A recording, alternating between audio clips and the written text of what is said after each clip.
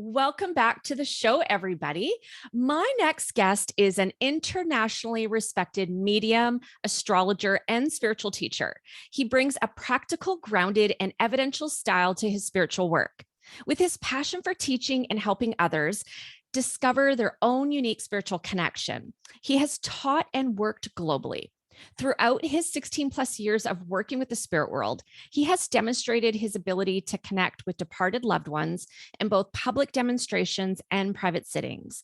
By bringing messages of love and hope from the spirit world, his mission is to show that we, like love, are eternal. I am excited to welcome Michael Mayo to the show. Thank you so much for being here. Thank you so much for having me. I'm excited to be here. I actually became of Michael's work a few years ago when I saw advertised online a dem that he was doing with James von Prague. And I think it was in Spirit Center for Spiritual Living. And then when COVID hit, I was looking for more ways to continue and develop my own mediumship. And I seen Michael's teaching with Medium Mentors. That's a digital masterclass with several other international mediums of really high regard. And I just loved his teaching style. And then when I started my podcast, I thought, I really want to have him on the show. Fingers crossed. And well, here he is. Well, I'm excited that you asked me to be on here. I always love getting to talk to people, share anything I can share, and hopefully people get to take home a little bit of extra information. So excellent. I love that. So, Michael, you've been working with the spirit world for several years, and I'm wondering if you could maybe tell us a little bit of your background, like maybe some of your early years of development, like when you first became aware of spirit, and then when you decided, hey, I'm actually going to start developing and working and getting serious with this. Yeah, absolutely. So, I think everyone's story is a little bit different, how we kind of come into finding our connection to spirit. I think I've always been a spiritual person in general. One of my earliest memories is wanting to know God and wanting to know who and what that is, if it's a who, if it was a something, you know what I mean? And I think that led me down a spiritual path kind of my whole life. However, I am not like other mediums where they're like, oh yes, my uncle's cousin came to me and he talked to me and I saw his head floating in a closet, and like, these like crazy stories of spiritual experiences that a lot of mediums have. And like, I absolutely had none of that, like zero. And I always like to tell that as part of my story, because I think so many times people feel like, oh, I have to have these like incredible experiences to show and validate the fact that like I'm mediumistic. And I'm not that. So when I was 18, I stumbled into a metaphysical bookstore and I met the owner, and the owner's like, hey, you should come to this demonstration that's happening tonight. And I was like, what's that? Because I had no idea. And I decided to go, and I didn't think the medium would come to me because I had no one who had passed. And he did come to me and he said, I have this person here for you. And I couldn't really fully understand it. And then he was like, well, are you aware you're very psychic? And I'm like, yes, but I only said yes because I had dreams that had come true and things like that. Mm-hmm. And then he was like, well, they're wanting me to tell you that you're a medium, you need to start developing, and one day you'll be doing what I'm doing up here. And I was like, what? My head exploded. I was like, my world sort of shifted. It was like, what? So I went to my first development circle and I got up to work. And I was able to, like, I just opened my awareness and there was a guy and I started describing him. I gave his name, dates, relationship, all kinds of different things. It was just there. And I was like, wow, okay, I guess that guy was right. And so then I decided to go back next week and I got absolutely nothing. And then I went back the next week and I got absolutely nothing. I went back the next week and I got absolutely nothing. And it was as if the spirit world had dangled a little carrot and said, hey, if you develop, here's what's possible. Yeah. And that's kind of where it began. And then I started my development. I focused a lot more in psychism at the beginning. The beginning of my development was largely kind of in the new agey sort of world. And grateful for that experience. I don't necessarily vibe that direction at this point, but that was kind of the earlier part of it. Then moved more like strongly into mediumship specifically. And then that kind of led me into, traveling to the UK over and over, where I learned under Gordon Smith and Eileen Davies, who are my teachers, who are amazing. So if Yeah. anyone doesn't know who those people are, you should definitely go check them out. Yeah. But yeah, so that's kind of my journey. Eileen Davies is absolutely amazing. And for anybody that doesn't know, she's an English medium, but actually lives in Scotland. And I did during COVID mentoring with her, and she is incredible. And she has been, tutored under Gordon Higginson, and she has studied all different types of religions, but works under the spiritualist umbrella. But she is just an incredible medium and teacher too. So check her out, guys. Couldn't And agree more. Gordon Smith is amazing too. Yeah, he's hailed as the UK's most accurate medium, and I 100% agree with that. Like, he's incredible, and he's also very fun and funny and just a great guy. And when he started out too, he was known as the psychic barber. Yeah, exactly. He's a hairdresser most of his life. It's funny because Gordon's never actually charged for a reading in his entire life. So he's always done this sort of as a service. Now, that being said, he's also written 1,000 books Yep. and Yep. does huge demonstrations and things like that. So, I mean, that's always a plus. But, for him, I think it was largely a spiritual sort of service. And I think it's that way in the UK a lot, right? Yeah. Like, I don't know if you've noticed, where are you actually located? I'm located in Langley, BC. So I'm about 40 kilometers east of Vancouver. Okay, cool. I don't know if it's the same I don't know where Canada lands in that. If it lands more in the UK style, or if it lands more in the American style. It's kind of in between, even as far as the type of demonstrations that we do on platform. Yeah. It's quite different. But that's why I love training with local mediums. I have an amazing mentor, but I love training with some British mediums. And I actually mentor with Tony Stockwell, and the style is quite different, but it's cool to kind of blend them. But it's different though. You've got some people that are on the fence. No, I'll never charge for a reading. And then you've got the other end where people are charging ridiculous amounts, and they go, Absolutely. And I think that's one of the interesting things about the two styles is, like, one is religious, one is quite religious. Yeah. And, like, it lives in that world. And then one is more entertainment focused. Yeah. And I feel that there's a place for both, because they're both helping. I mean, that's why we have Hollywood Medium and Teresa Caputo and, like, all these people who are out there sort of making this not a back alley sort of hidden away thing, what I mean? And now it's much more accepted than ever. Yeah. And so I think I have my roots in sort of the English, British style, but I also live here. And there's different needs, right? Like, there's different ways that people present. So I think I kind of blend everything together. So, and I love that too, because you made a point there, or a comment that really stands out to me. And we can have different teaching styles, demonstrating styles, but it also really kind of comes down to meeting the needs of the sitter and the people that you're working with as well, and finding that balance and really keeping that connection with your spirit team and connecting in with those people that need you in whatever way it is. If it's bringing some humor, if it's maybe bringing a little bit of a hint of spirituality, whatever that is, right? Awesome. exactly. So would you say that Eileen and Gordon would be kind of like your most influential mentors? 100%. Yeah.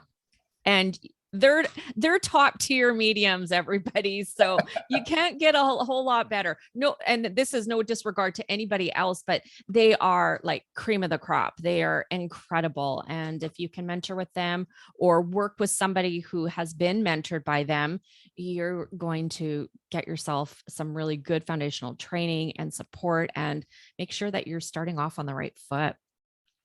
Did you, when you were kind of moving through those earlier stages, Michael, of, going into development, and then you sat in a circle and, okay, you got this incredible message, and then you're showing up each week, nothing's happening.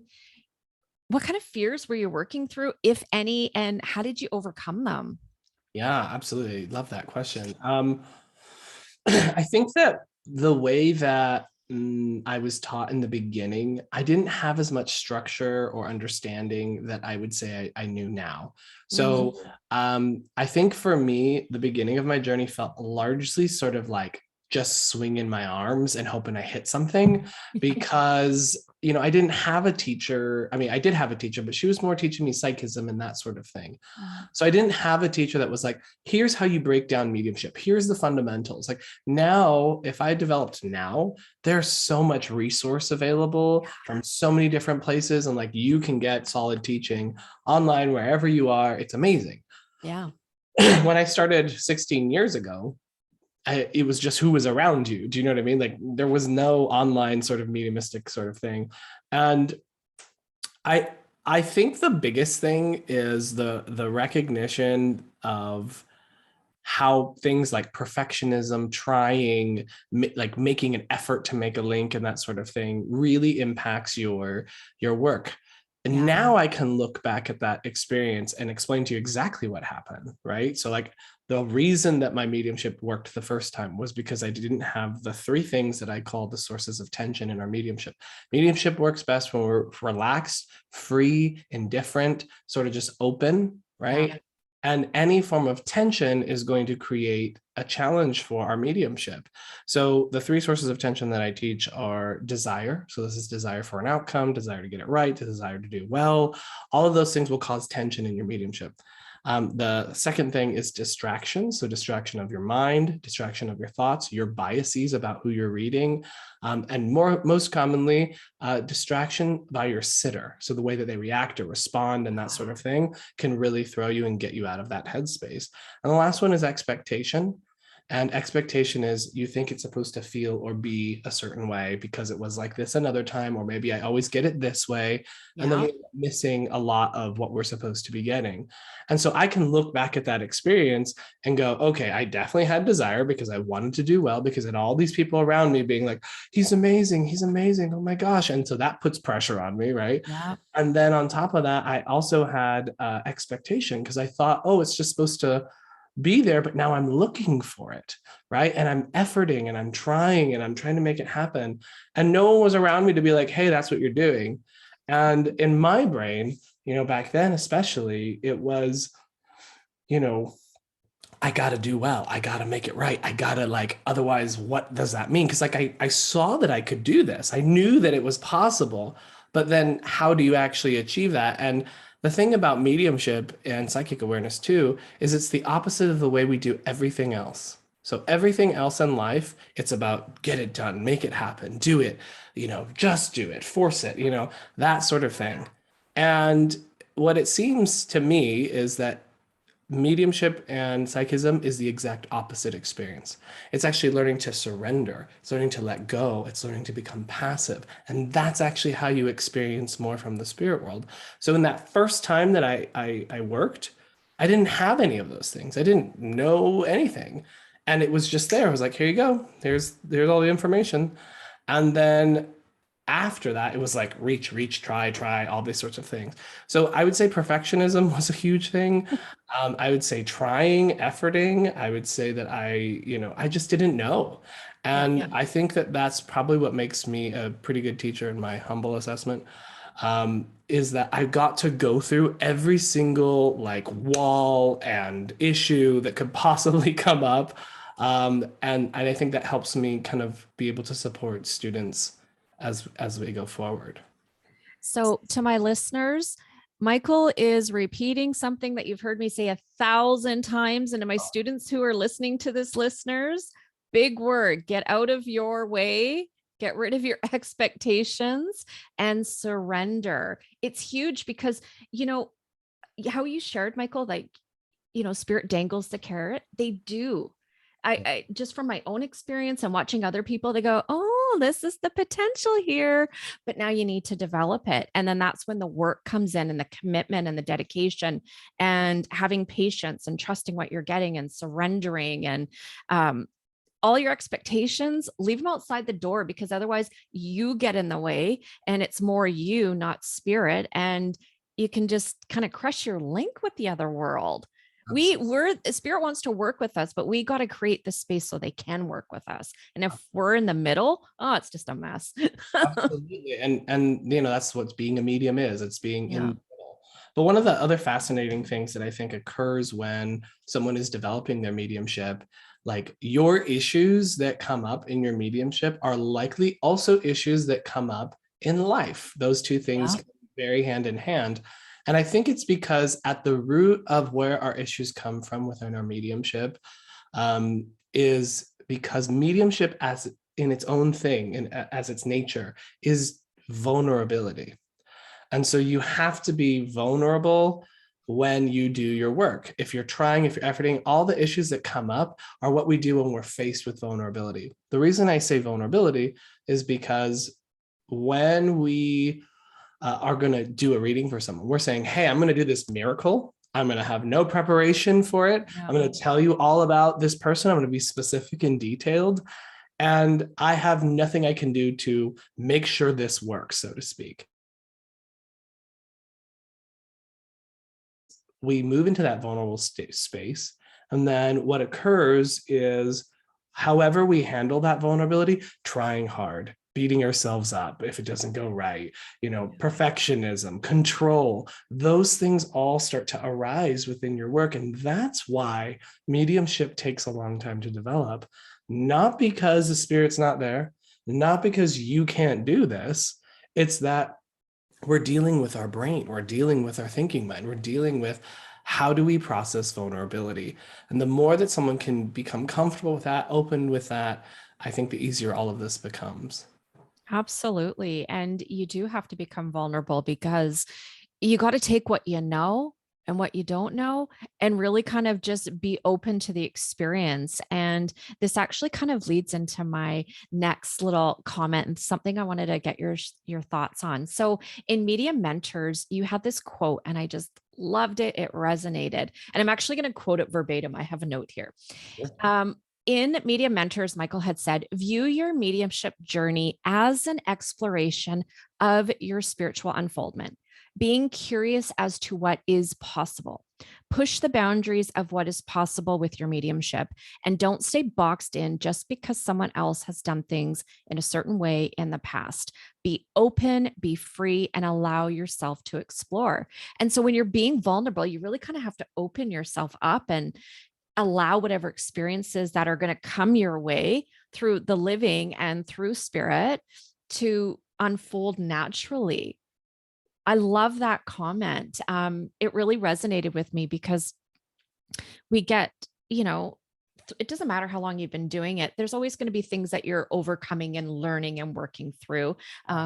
Maybe it's a different lesson. Mediumship is this beautiful path where it's not just one destination. It's got all these different detours and different lanes that you can drive and explore and work through. And it's all to help you become that unique individual. But if you're not going to be open and allow yourself to explore, you're going to be going around the same old mountain. Yeah. And it's so funny. I was just thinking this thought yesterday.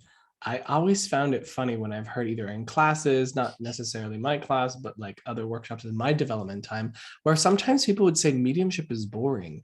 And I'm just like, how? I was like, there's so much to discover. There's so much to, explore and all that sort of thing. And I think what you just described about that sort of openness, that curiosity, that so many avenues to explore, I think if that's happening, there's a sort of small view of what mediumship actually is. If you think mediumship is just making a link to someone in spirit and giving details about that person's life, that is not it. Like that is a byproduct of your spiritual unfoldment. That skill, that ability to do that, that's just one little piece.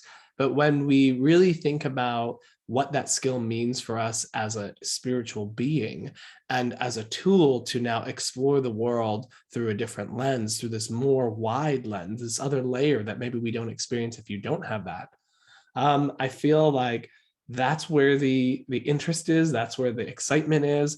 And there's so many different ways that the spirit world can do it. So until someone is like nailing every single point every single time, you know what I mean? Or, being able to go into deep trance and be able to like speak in other languages and all sorts of things. Yeah. And then they're saying mediumship is boring. In that case, I'll say, okay, sure, for you, maybe this isn't it. But like until then, I think there's so much we can experience and explore with the spirit world. Absolutely. And I always tell students too, because they come in and they think that they're just going to start banging out these messages, all this incredible evidence. And it just doesn't work that way. It's so hard. It's work. It's work. Absolutely. It's work, but enjoy the journey. And yeah, I agree with you. I don't know how anybody could say it's boring because there's no reading, there's no class that's going to be exactly the same. And connecting with other like-minded people, other people that are developing, they're going to have other stories too. I'm always amazed and I think, wow, I'm so grateful. Maybe in the early days, I kind of begrudge and go, oh God, why me? Really? Come on. I used to want to be a lawyer, not this. What's this about? Right. But after I kind of got over my little pouting about it, it has been the greatest thing that's ever come into my life. And people got to recognize too, I think, and I would love your thought on this too. Mediumship isn't about us. Right. In a facet, it can help us through our development, help us learn more about ourselves as a physical being, as a spiritual being, but we're the messenger, we're the conduit, if you will. And it's about being of service. What are your thoughts on that? Yeah, I completely agree with you that it's not about us when we are doing messages and providing that service for other people. Mhm. And so yes, everything you said, 100% agree.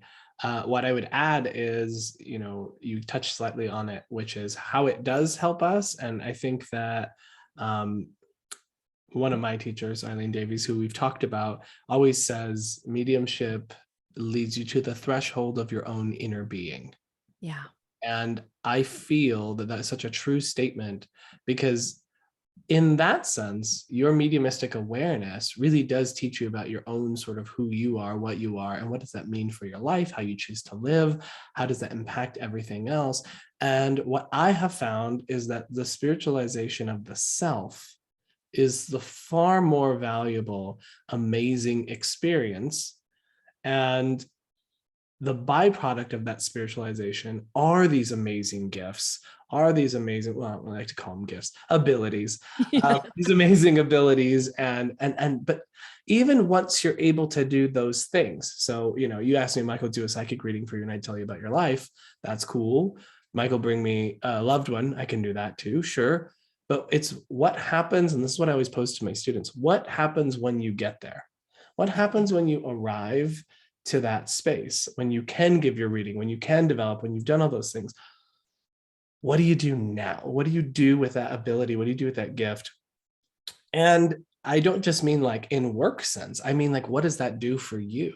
How do you then explore? What do you discover? And I think that's where the depth of what mediumship really is, that I hope everyone discovers, because that really answers, it doesn't answer questions. I would say it gives us another tool to find more answers as best as we can. Absolutely. And do you find with your students, maybe particularly individuals that are kind of like just starting out in their development, that they're not really aware of that aspect until they get into a class with you? Oh yeah.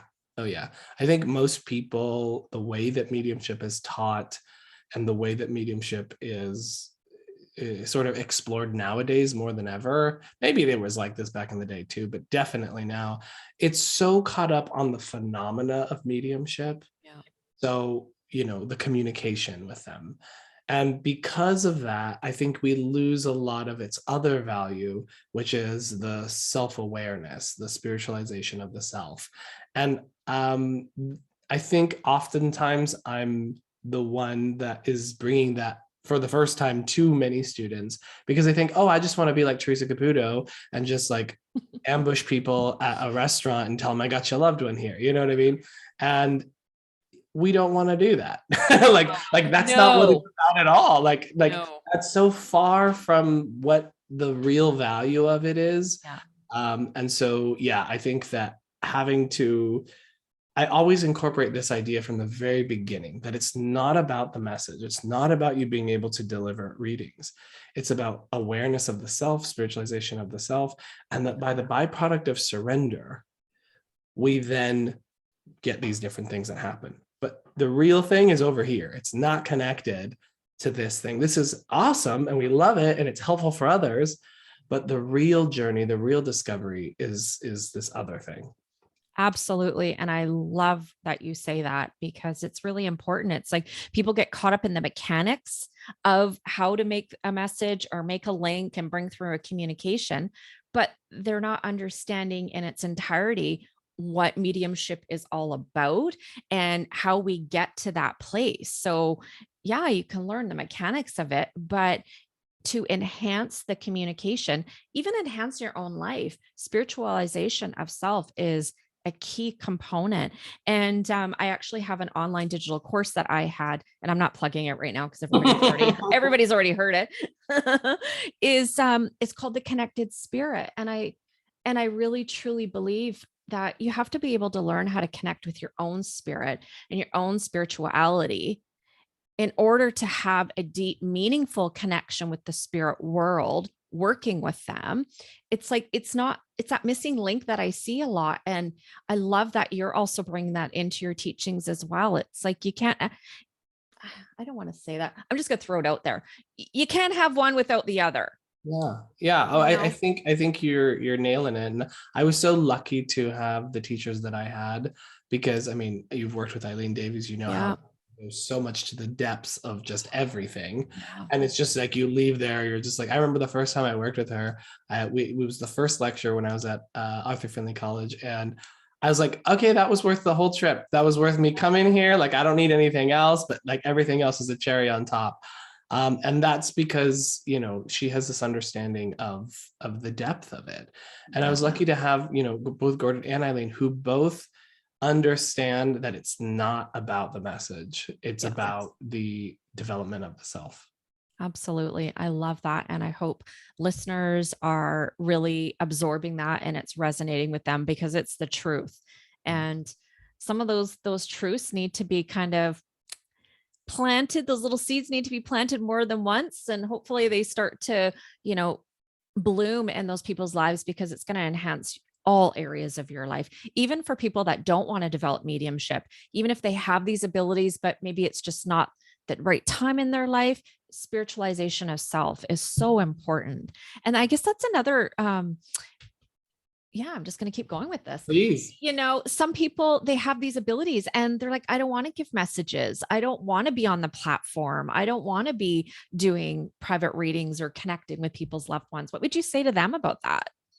Yeah, I mean, then use that awareness in a different way. How else do you want to use that awareness? Because it's not for everyone. I mean, Yeah. the journey of the medium can oftentimes be solitary. Yes. The journey of the medium can be challenging and heavy because you're dealing with people in grief a lot. And while you know, if you don't have that ability to sort of take that step back and just be the messenger and you're getting all emotionally involved and all these sorts of things, or if it's especially stressful for people who have that sort of performance anxiety thing Yeah. where it's like they feel that huge pressure on them to achieve or do. I think that we have to, if you're finding that it's that sort of stressful sort of thing, yeah, maybe it's not, but it doesn't mean you can't use the skills and the awareness that you have cultivated, because those are skills and awareness you can use in your whole life, right? Mediumship and psychic awareness is a completely natural thing. Everyone has it. It's Yeah. just about of how strong is it, or how much do you pay attention to the stimulus that comes to you from the other world. And so if that's not what you want to do, find other ways to use the power and your awareness. I mean, the thing is that it's universal. That state that we get into to give a reading, you know, you've heard it used in so many other ways in popular culture, the flow, right? Yeah. Getting into the zone. People say that in sports. It's this place where you don't have your mind trying to sort and answer and figure it out. You're moving into a flow. Artists will go into that flow when they create and make new things. And that is that open awareness, that inspirational space. And I think if you're not going to use those skills for that, find another way that your spirit can express itself with that awareness. It's wonderful that you say that because you can allow your awareness to open up and allow those guiding influences to inspire you. And I'm sure many of the world's greatest musicians and artists and poets, there has to have been some influence, I would think, or some support from the other world. You have an education in psychology, social behavior, and in drama. And I'm just curious, how has that, if any, helped you or enhanced your work with your students and with your mediumship work? Yeah, I love that you asked that because I literally was thinking about this the other day. I was like, okay, looking at my life, because I'm a very reflective person. Yeah. When I'm looking at my life, I'm like, okay, why did I go these other directions? And I can completely see how both things really supported my work. So the performing arts really helped because I was very shy when I was younger. And now, I can stand up in front of, 1,000 people and give messages and no problem. Like, it's just like being on stage. It's just like doing that. All the skills to be personable, to be able to talk and speak and be comfortable and move into that headspace. That was so vital to me being able to be a good demonstrator. I would also say the psychology and social behavior. I mean, I've always been a person who likes to understand people. And I think that helps on so many levels Oh, because it yeah. helps me with just interpersonal, understanding of my sitter, where they're at, but also helped with the just me understanding people, right? And what are we doing as mediums? We're telling the lives and the stories of people who have lived, and just having that resource there, right? Like for the spirit world to draw upon, I feel is super, super helpful. So, I think all the things that I did perfectly fits in with what I ended up becoming. How did your mediumship grow into teaching? Yeah. So no one's ever asked me that question. That's a great question. So basically what happened was I was, doing my work, I was working, doing my thing. And I remember one day I was with a couple of friends at this spiritual place, that spiritual bookstore that I actually had my awakening at, funnily enough, called Awakenings. And we were just there, and like, we were just like, let's just do like this passing energy exercise. Yeah. And there was this moment where me and my friend were trying to give it to this one guy, and I could feel this like tension, and I could feel this energetic, like, just not flow. And then so I just like made us, I was just like sending the energy, sending the energy, sending the energy. And then suddenly I felt this shift, and there was this flow that just started happening, this ease, this letting go. And at the same exact time, he and I both said, ah, there we go. And that was like this really weird moment and awareness of like, I'm able to feel what is happening with this person and what's happening energetically. And there's something very real to this. So it was that experience mixed with where I lived, there was no one teaching mediumship. I think in sort of the new agey world, people are a little bit were a little more hands off on mediumship because it's so evidence based. Yeah. So they get nervous. They're like, wait, I can't just talk about ascended masters and your different chakras and tell you where your childhood wound is. Like, Yeah. that's basically what happens, right? Yeah. And so this whole stuff is evidential and all these sorts of things. So no one really did it. And so I was like, you know what? I have education, I have understanding, I have training. Why don't I start a circle? And I did. I started a weekly circle, and I told the spirit world, hey, even if one person shows up, I will teach this class.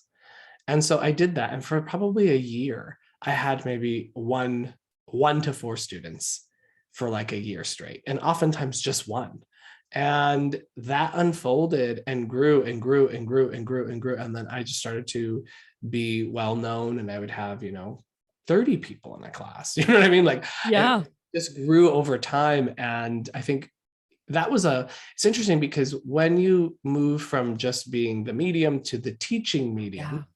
there's a huge shift in your awareness. You grow so much from that. And honestly, like, I feel that was probably the biggest growth in my mediumship, because now I was immersed in it. And I was letting, when you're the teacher in mediumship, you're sort of like the lightning rod for the Yes. spirit world. So Yeah. everything's coming to you to let you know what's happening with all of that. So it was very much a like in the trenches learning, like on the field, learning all of that. And but yeah, it was incredible. And I would say that um that experience, that one I just shared, that really is the thing that made me go, I can trust this, like, and I can actually be aware of what's happening with someone else. And once I had that confidence, then it was comfortable for me to go ahead and try. It's interesting because I have one mentor and I still meet with our group. We don't, it's not a closed circle anymore. We don't do a meditation or nothing. We get about 60 seconds to get ourselves ready to work. We're doing platform, inspirational speaking, all different kinds of mediumship. But I have been to other development groups and classes.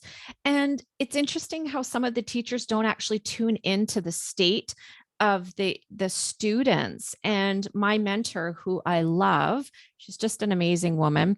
She worked with me and to start tuning into students and tuning into people through my training. Holy smokes, folks, it's hard work when you're trying to. In the beginning it was, because I thought, what do you mean I got to link in with these guys? What's that all about? Yeah. And that was another thing that I kind of had to overcome.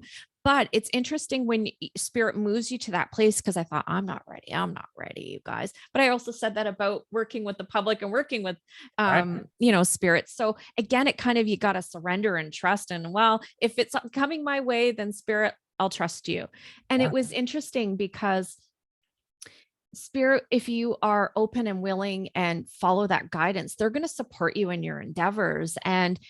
And like you said, you're that lightning rod, if you will. You're getting all of those downloads and that information to be able to support your students. And oh my God, it totally opens up another dimension, not a dimension, but another level, if you will, to your own mediumship. And it's quite different. And it's, what do you, I'm just going to share this and then maybe your comments on it. To Yeah. see somebody in a class who has a little bit of maybe had an experience, there's some abilities there and they're not quite aware of it or what to do with it. And through sitting and allowing their abilities to unfold, they show up each week, and to see them make those small increments of progress, I find it the most gratifying thing. And it's not thinking, oh, Courtney, you're an amazing teacher. It's not about that. There's no place for that. But I don't think that. I go, oh my goodness, it is. I get emotional sometimes with these Yeah. people because they make these huge breakthroughs, and knowing the power of the spirit that can work with them and through them and help them in their own healing, their own development, and potentially help other people. Yeah. It is just the most amazing thing that I've experienced. How about you, Michael? Yeah, so with that, I mean, that's why I teach. It's why teaching is actually my favorite thing to do. Yeah. And when I kind of reflect on where that is rooted, it feels to me like it comes from the little me who wanted to have an understanding of God and what these things are. And I tried so many different belief systems and faiths and, practices and all kinds of things, searching for that thing that would give me something evidential, give me something real, give me something I can like actually see. Yes, there is this interaction with something bigger than myself. And it took me years. I mean, even in my spiritual development, I mean, it was like, I'm doing weird things with my hands, making mountains, because I know this is a podcast. It felt like a roller coaster of all these different Yeah. experiences. And then when I landed on mediumship and got to experience and feel and see what is possible with the spirit world and show up for me in very real and tangible ways, it gave me that that reassurance, that release, that freedom. It was scratching the itch I had been looking for so long. And so I went through so many different experiences, some very, very challenging, some really blissful and amazing and peaceful. And I think when I watch a student start to have those little aha moments, Yeah. it hits that, because Yeah. it's a little bit like this feeling of they're getting to find the things that are valuable so quickly. And they're also getting to kind of bypass some of the extra stuff that's not really helpful. And then I get to see them have the light of recognition in their eyes when they realize that the spirit world is this very real and tangible thing that can be interacted with. And because of that, it hits me. Like, I literally love it. That anytime my students have some sort of breakthrough or greater awareness, or they finally, something that I've said a million times finally clicks for them, and they're happy. It's just like, it's amazing. Like finishing a class where someone had a breakthrough, I like call friends. I'm like, oh my God, do you know what happened today in class? It was so beautiful. I love it. Like, I feel exactly the same way. It is the most satisfying and most rewarding thing, where it has nothing to do with the teacher. Right. It's neat where spirit can work through you to help another person. And I just absolutely love it. And the world needs more teachers, good teachers, people that know what they're doing. That's another thing too. Have you had students come to you that have gone to other mentors and have been, maybe, can I say, led astray a little bit, and you kind of have to reel them back in and get them to come back down to earth and give them some help? Yeah, I mean, I can literally tell you who someone has worked with just based on watching them work and what their issues are. And I know that sounds a little crazy, but like, it's very easy. Like, if someone worked with X mentor, I'm like, okay, here's what their issues are going to be. It's going to be this, this, and this. And then I watch, and then it is exactly that. And it's because, everyone has their own teaching styles. Yeah. And which is fine and which is great. And I think any experience that we have is a positive experience, whether it leads you astray or something else, because it's teaching you about the difference. It's developing your discernment. It's helping you understand what works for me, what doesn't work for me. Yeah. And that's why I can look back at my early development and go, well, I'm grateful for that time period, right? Even though I wish I had Eileen and Gordon at the very top. That would have been amazing.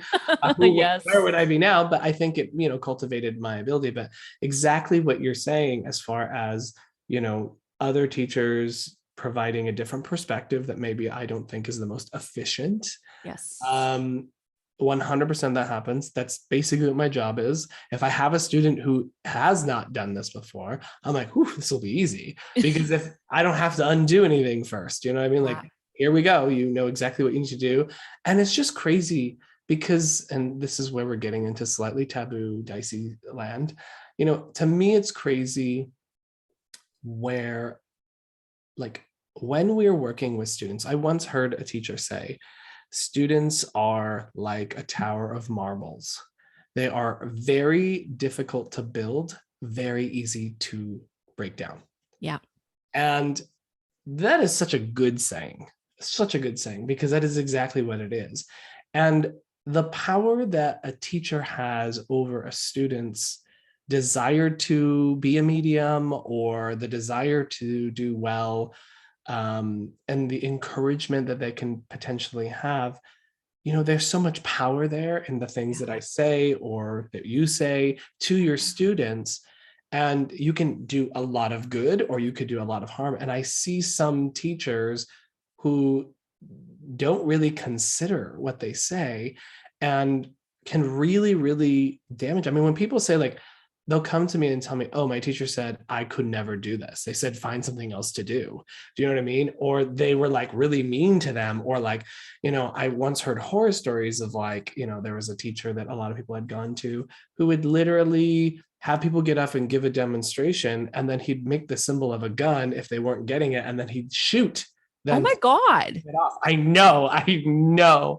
And so there's these teachers out there, and this is like a well-known teacher. No, I'm like, that's Holy smokes. What is wrong with people? I know. And so this is the whole thing with, like, let's just talk about what a good teacher should do. Yes. A good teacher should be encouraging and supporting. Yeah. They should be making a safe space for you so that you can be less afraid of failure and be willing to, that it's okay to fall on your face. I always tell my students, you need to get yeses and nos in your development, because that's what teaches the discernment. Yes. That's the whole point. So don't worry about a no. Like, let's develop a positive relationship with the word no. Yeah. And they should be able to demonstrate their work for you. So they should be able to show you exactly what the things you're saying should be working, right? And Yeah. you should be able to show it. And they should also be, I think, keyed into what is going on with the student. If a teacher is just sort of talking at you and saying, well, this is how it should work, and they're not able to tell you what's happening in your work, to me, that's not necessarily the best teacher for you. So at the very least, and this is what we always talk about at my online school, is we should always, at the very least, be supportive, create a harmonious and safe environment. Spirit communication works better when we have a harmony, when we have love, when we have openness. And that is the most important thing to me.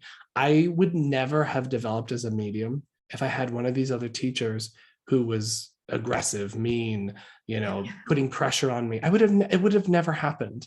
But thank God I had the ones that I did have who taught me how to take the pressure off, right? Yeah. So, there's different styles, there's different beliefs of how this all works. But for me and my style, this is actually all about ease. It's about letting go. It's about surrendering. It's about, taking away the tension and making you feel relaxed and safe, because that's how it's going to work better. And so the more that we can cultivate that, the better I think we'll be as teachers, and best for our students. Absolutely. And I see it even in my own close circle. There people, and I love each of my students, and they're going to listen. I want you to know I love you to bits, and you guys are amazing. But sometimes we get in our way of wanting to perform, that pressure to perform. And I always say, put that aside, because once you do that, you start getting in the way and interfering with what spirit wants to do with you and through you. And in a circle, there has to be, or even in a workshop, there needs to be that harmonious vibration. It helps raise the energy in which the spirit world can come through and work with the group. And the teacher is responsible for cultivating that with their students. And it's a huge responsibility. And I love how we're talking about the teaching, because it kind of moves into this other thing I wanted to mention. There's some people who I have come in contact with that I've seen, they sit in circle for 6 months or a year and they think they know it all. And then they want to start going and starting their own circles. Holy smokes. Yeah. You know what I'm talking about, right? I literally know it all. Yeah. And the mess that comes back to me and my own mentor, we have chats. We go, holy smokes, what are you guys doing? Well, that's why I literally tell my students, like, from the very beginning, like, my teachers, for example, Gordon, he didn't work with the public for 5 years until, like, he sat in circle for 5 years. This is why Homeboy is, like, incredible and amazing. And I actually talk about this in my book, about the journey of mediumship. And one of the things Gordon once said to me is, in the first two, I don't remember if this is a Buddhist idea, but he said in the first 2 years of one's spiritual development, we are in delusion. Yeah. And I don't know about you, Courtney, but, like, when I think about my first 2 years, 100% true. Like, preach. I totally get it. we're in this headspace of, like, everything is exciting, everything is new, we're absorbing everything, we're, like, sitting every day, we're just, like, totally in this space. And then what I always like to say is that the student then starts to move into this headspace of having enough information to be dangerous. And that's that phase, that exactly what you're talking about, is, like, they start to realize, oh, there's people behind me who don't know these things. Well, who has the answers? Me. And what they don't realize is that mediumistic awareness and unfoldment, number one, is a lifelong journey. Yes. So it's not about us, just jumping out there and being like, yeah, I've arrived. Like, there's no arrival point. You're just continuously unfolding. But the second thing I would say is, we have to, once we hit that point where we're, enough information to be dangerous, which I remember being in that spot too. Thank God I had a teacher back then who knocked my legs out from underneath me. I was like, yes, thank you for that, because I was getting big for my britches. And so then we get past that point and you start to recognize, oh, you start to fall into sort of a Yes. grounded space with your awareness. And then you realize it isn't all this like rapid sort of like, it's all enthusiasm without experience, without wisdom, without knowledge, right? In the beginning. And then Love it it. moves Yes. into this place of greater awareness. And honestly, the medium I was like 6 years ago is nothing compared to the medium I am now. Like, Oh, and I've been doing this for how long? It's just continuous growth, continuous change. And I know that will even continue to go beyond that. And so, for me, I always try to tell my students, like, look, that's why like at the school, we have like a 4-year program that's like 4 years, because by that point then it's like, okay, you've put in the time, you've got to see your journey. And I'm working with, like, I think these are second year people, and they're landing into that kind of place where they're starting to get it. And so I always tell my students, like, look, it's a journey, it's an unfoldment, yeah. and there is a great value in time. And maybe that's my Capricorn rising talking, but like there's a great value in time, that it's through the experience of it, it's through the journey of it, it's through meeting the spirit world over and over and over, and having all of these experiences that teach you an awareness that you can't get just by reading a book or by repeating what a teacher said. You have to take knowledge and turn it into wisdom Yeah. through experience. And I think that people get knowledge and they go, I'm going to go make a TikTok and account, and I'm going to go on Instagram, and I'm going to tell everyone, hey, look at all these great things that I know because I gave a message once. And I'm just Yeah. like, we're missing the point, my sweet little muffins. Like, we Yes. need to bring it back to the unfoldment over time. And that's why you see amazing mediums. The amazing mediums just sat in the stillness. They Yeah. sat in the quiet. They just learned to become still and meet the spirit world, and let the spirit world speak to them and move them and inspire them. And that's how they learned. That's how they grew. And that's why we had such incredible mediums like Estelle Roberts and Yeah. Helen Hughes and Nan Yeah. Mackenzie. And we have so many amazing mediums of the past because they just learned to become still and quiet, and they didn't need to get on TikTok. No, no, they didn't. And they allowed, and Helen Hughes, I just absolutely love her Favorite. story and her work, because that woman literally went through hell with Mhm. her health and everything. And what all of these pioneers, I'll say, not just a spiritualism, but these really significant mediums, is that they allowed the spirit world to develop them. Exactly. Exactly. And they didn't have the resources like we do today, online courses and books or anything. They didn't have any of that. And a lot of the older spiritualist mediums, when they were doing services, like when we do a divine service, or for us in Canada we call it a Sunday service, we have a reading that we'll do before we do the address. We can go online to find a story or a book. They didn't have that, Right. and they just allow the spirit world to develop them. And that is so, I personally feel that's still so key today. 100%. And I love that you're talking about this, because this is like so the button point on all of this is that learning to become still and move into the stillness and the quiet. The pioneers didn't have courses and workshops and things like that. So what does that tell us about what is important to one's mediumistic unfoldment? And this is why I tell my students, literally in my classes and workshops, I literally say, you don't need this class. It's nice to have, but you actually don't need this. If you just sat in the power and moved into the stillness, that would develop you completely. You would move into becoming a medium. And so, am I working against my own interests? Maybe, but I will always be honest about that. It's like, if you learn how to sit well and sit properly, you will develop your mediumship. And it's because you're coming to the other world with a sense of stillness, with a sense of receptivity and openness, and then they can develop you. So whenever I give my little spiel about what sitting in the power is all about, one of the points that I make is that it's giving the spirit world the opportunity to develop you. So every time we sit, I always tell the same exact story. I've said this my entire time teaching. I always imagine my guys with like a little white lab coat and a little like pad and paper, and like, okay, what are we going to adjust on Michael today? Open his clairvoyance, open his clairaudience, open his whatever.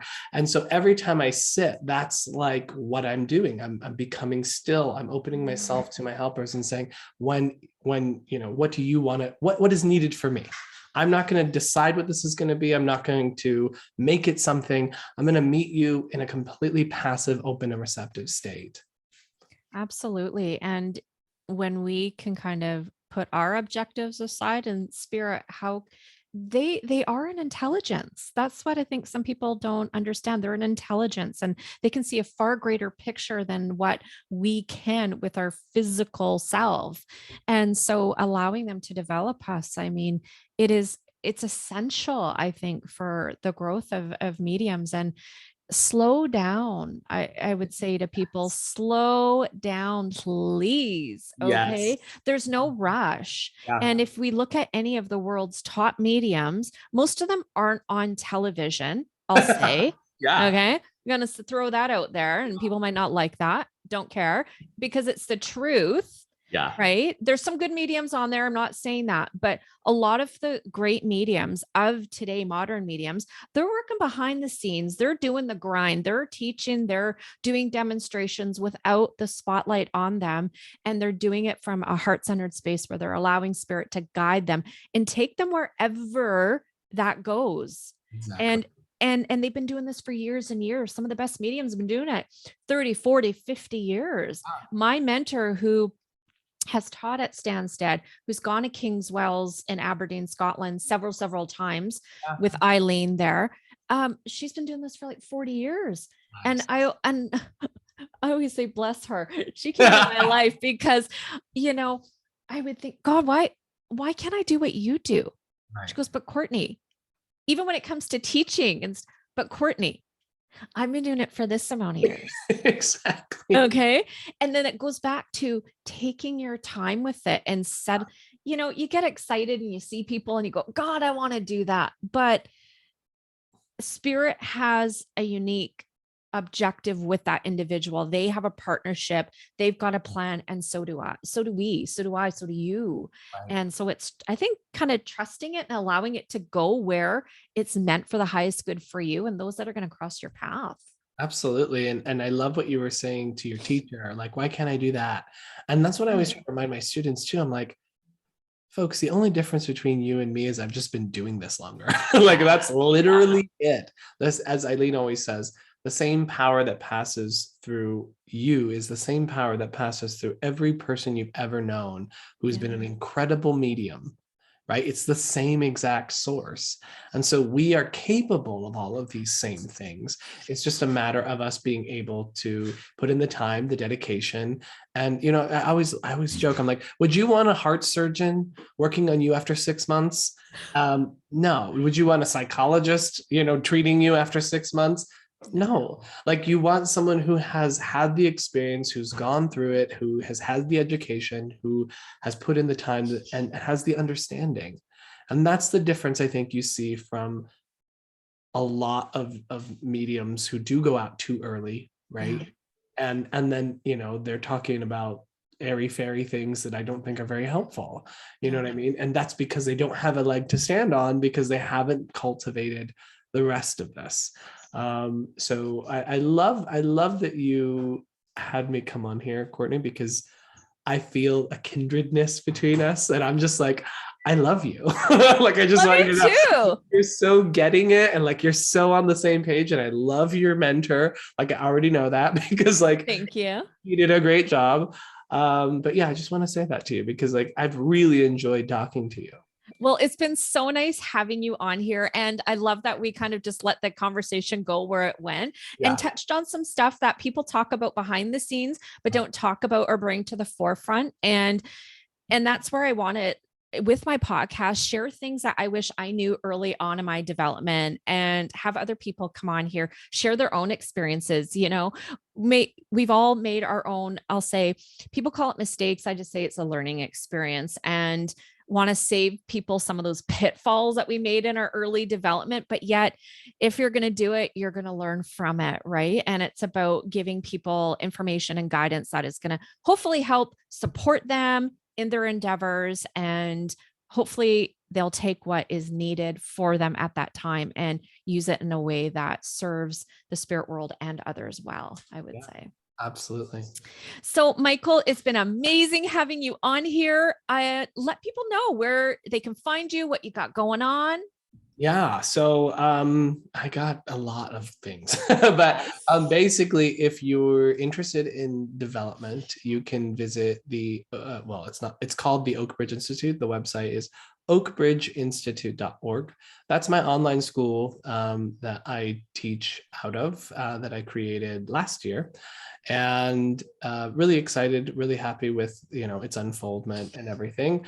And we have progressive courses, so taking you from beginning to working professionally. We have weekly circles, and then we have workshops and events taught by myself and other teachers. Um, if you're looking to do a reading, you can find me at mediummichaelmayo.com.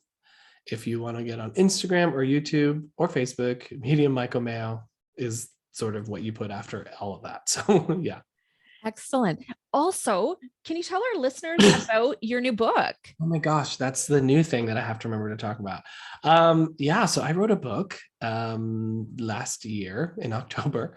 I wrote a book in October, literally.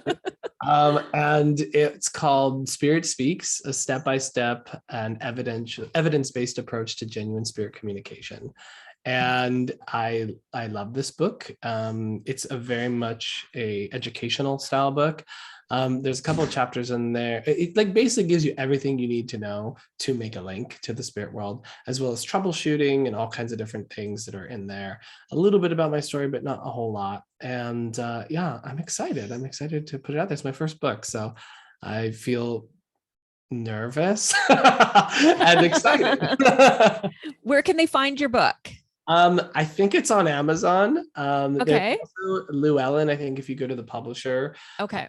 Llewellyn, I think it's llewellyn.com. I'm not sure. Perfect. You'll be able to find it somewhere, I'm sure. Perfect. I'm also notoriously a terrible self-promoter. So let's just say that. Well, we're plugging it, and so excited. I'm definitely going to get a copy. I love books and I love reading, and I really admire your teaching style and your approach. It really resonates with me. That's why I was so honored to have you come on the show. Get your guys self a copy of the book. And again, it was so nice to have you on the show. Thank you so much. Thank you, Courtney.